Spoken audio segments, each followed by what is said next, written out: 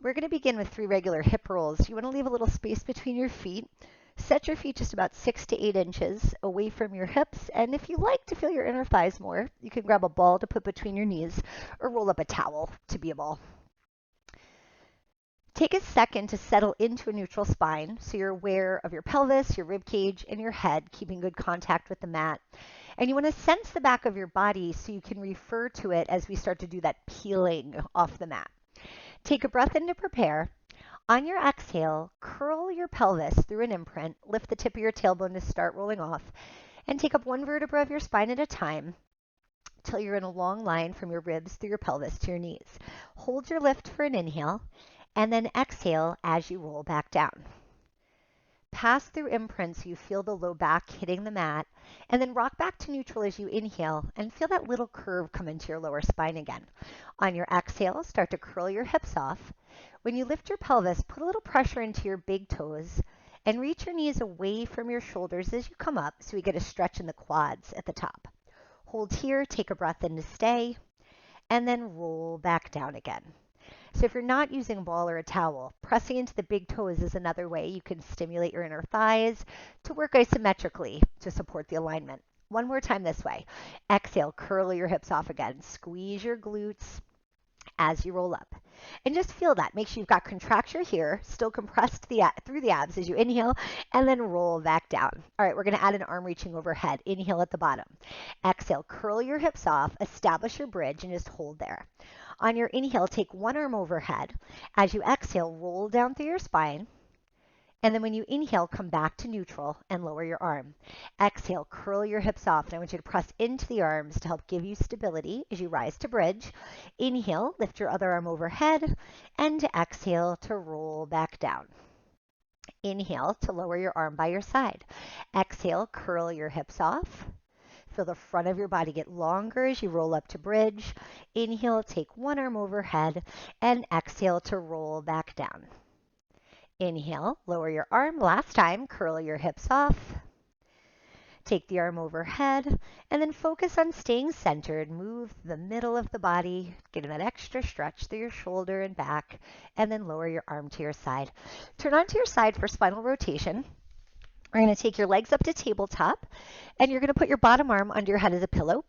Speaking of pillows, if you want to feel your inner thighs more here as well, you could just stick something between your knees. A ball is going to be too big, so it could just be a towel there or pillow. Reach your top arm forward at chest height. As you inhale, lift your top arm above your shoulder. When you exhale, rotate your upper body, reaching your arm towards the wall behind you. Now you're going to stay here, and I want you to take a big breath in. Allow the breath to expand your chest even more. When you exhale, compress your abs, lift your arm up, and close back over. And again, inhale, top arm lifts. Exhale, rotate towards the back. Let your neck and your head turn with the movement. Hold there, take your breath in. Now squeeze your inner thighs, compress your abs, lift your arm, and close. 2 more times. Inhale, top arm reaches up. Exhale, rotate back. Now keep pressing those knees down. You want your hips and your legs to stay anchored, resisting your twist. And exhale to close. Last time. Inhale, top arm reaches to the ceiling. Exhale, rotate back, letting your shoulder blades slide in towards your spine. Hold here for one more breath in, and then trace a nice big rainbow up to the ceiling and over to close. All right, let's flip you over to your other side. Okay, so you want those knees bent up at a 90-degree angle. Bringing the legs up like this protects your hips, and it also makes the legs weigh more to make the anchor I was talking about. Now, top arm reaching forward again. You're going to inhale as you bring your arm up over your shoulder. Exhale, rotate back into the stretch. Stay here, take a breath in, feel those ribs expand, and exhale, lift your arm and close back over. And again, inhale, top arm reaches up. Exhale, rotate back. Inhale to stay. Now pull your navel in, feel your abs first, lift your arm and close. 2 more times. Inhale, top arm lifts up. Exhale, rotate back. Feel the breath climbing up the sides of the ribs as they get bigger. And then exhale, hug those ribs in as you lift and close. Last time. Inhale, top arm lifts. Exhale, rotate back. One more big inhale to stay. And then exhale, up and over to close. All right, we're going to stand up. Next, we're going to do some toe lifts. Now we're going to go, this is pretty easy to execute, but it gives us a chance to stretch out the toe flexor muscles. So look down at your feet, make sure they're even and parallel with your feet about hip width apart, and just relax your arms by your sides, and just lift up your toes and drop your toes. And we're just going to keep repeating that. You don't have to do this with your hand. I just want to make sure you see what I'm doing. So we're stretching out those tendons, which are always kind of clutching down when we're wearing shoes. It's unavoidable. And especially a lot of times, like say when we're running, we're butting into the front of the shoe anyway, so this just kind of opens the toes up into extension. Now let's do one more, and I want you to finish with your toes held up. Just pause for a second and try to get as much of that, like that row of knuckles, like make sure that all has weight to the mat. You're going to keep all your small toes lifted and try to place your big toes down on the ground.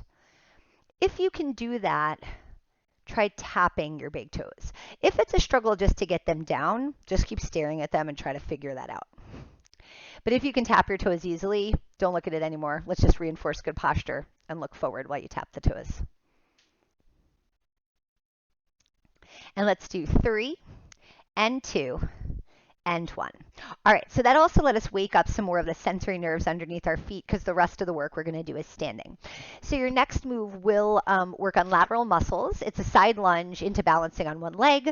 So it is good for the outer hips, but also just the balance at your ankle. You're going to put your hands behind your head. I want you to drop down into a side lunge where you're allowing your upper body to hinge forward slightly. You're going to take your arms up to the ceiling and pull your leg in towards you when you go up to one foot. So side lunge to leg lift. And if balancing on one foot's too hard, it can just be a toe tap in where you're just barely touching the ground, working your way towards the moment. You can go there. And lift. Let's just do 2 more on this side. And up. Last time. And lift.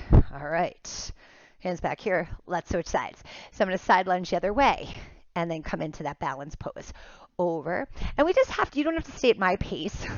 Pick a pace that lets you feel if you balanced, but doesn't leave you lingering there too long where you lose your momentum. I'm going to show the tap again just for a couple reps so that I'm perfectly symmetrical. 2 more times. Dropping down, lifting, and 1 more. And up. Okay. I'm going to turn side facing to you, setting up a staggered stance. Now for this, both legs parallel. Your back heel is going to stay off the ground, and we're going to do a traditional gym style lunge, transitioning it into a fencer's lunge. I'm going to have you go hands behind your head again. I'm not really grabbing my head hard though, posing my fingertips by my ears, and my elbows are a little forward of me. And then I'm going to keep a vertical torso, flex both knees to begin in that traditional lunge.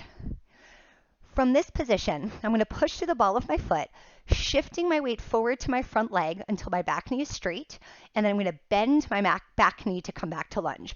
So as I press forward, it's going to be an activation of my glute and my quads, and then I'm going to use the hamstring of the back leg to pull me back. Push forward with the ball of the foot, drag yourself back, and reach forward. So you can see I'm hinging forward my torso, but I'm always staying neutral in relationship to my thigh. 2 more times, reaching forward and back, forward and back. And I want you to finish on a forward. We're going to step that foot forward, bring your other one back, drop down into your lunge. All right, so I take my gym lunge. I go from here, push through the ball of the foot, pull yourself back, and lunge forward, drag it back. This is another example of push and pull working together. So we're always looking for that balance of forces. And pull back. I've chosen to go hands behind your head just to help encourage a tall posture without hunching. 1 more full one. And back. Okay, step that foot forward. Now I want you to come down into a squat. And we're going to, actually, I don't know why I'm putting your hands here. We're just going to use this squat to transition down to the floor. I swear I had a plan. All right, out into a plank. 4 push-ups. You can go knee down if you prefer. We're going to pulse on the way down. Inhale for 3, 2, 1. Smooth exhale to push back up. And again, deeper, deeper, deeper. Exhale, push back up. Twice more. Take it down. 2, 3, and lift. Last time. Deeper, deeper, deeper, and up. From here, pike your hips up. And this is like a downward dog in yoga. You're going to switch from here back down to plank. If you feel like your hands are too far out, like mine were, walk them in a little. Let's go back and forth like that. Sit bones up to the ceiling, and then squeeze those glutes, drop back down to your plank. And again, tip them up, drop them down. One more time. Hinging up. Then get that weight over your hands again. 4 more push-ups. On the way down, we drop for 3, 2, 1. Smooth push-up up. 3, 2, 1. Exhale, lift. 2 more times. 3, 2, 1. Use your breath to keep control of the core.